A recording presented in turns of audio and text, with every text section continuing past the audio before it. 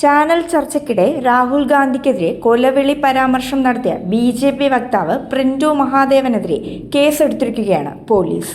കലാപാഹ്വാനം, സമൂഹത്തിൽ വിദ്വേഷം പ്രചരിപ്പിക്കൽ അടക്കമുള്ള വകുപ്പുകൾ ചുമത്തിയാണ് ഇപ്പോൾ കേസെടുത്തിരിക്കുന്നത്. കെ.എസ്.യു. തൃശൂർ ജില്ലാ പ്രസിഡന്റിന്റെ പരാതിയിലാണ് പേരാമംഗലം പോലീസ് കേസ് രജിസ്റ്റർ ചെയ്തിരിക്കുന്നത്.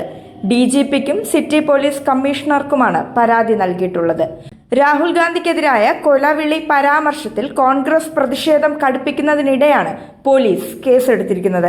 ദിവസങ്ങൾക്ക് മുമ്പ് നടന്ന ചാനൽ ചർച്ചയിൽ ഡിബേറ്റിലായിരുന്നു രാഹുൽ ഗാന്ധിക്കെതിരായ പ്രിന്റുവിന്റെ കൊലവിളി പരാമർശം. ABVP മുൻ സംസ്ഥാന അധ്യക്ഷനും BJP ടീച്ചേഴ്സ് സെൽ സ്റ്റേറ്റ് കോ കൺവീനറുമാണ് പ്രിന്റു. ചർച്ചയിൽ പങ്കെടുത്തിരുന്ന കോൺഗ്രസ് നേതാവ് റോണി കെ ബേബി പ്രിന്റുവിനെതിരെ അപ്പോൾ തന്നെ വിമർശനം ഉന്നയിച്ചിരുന്നു.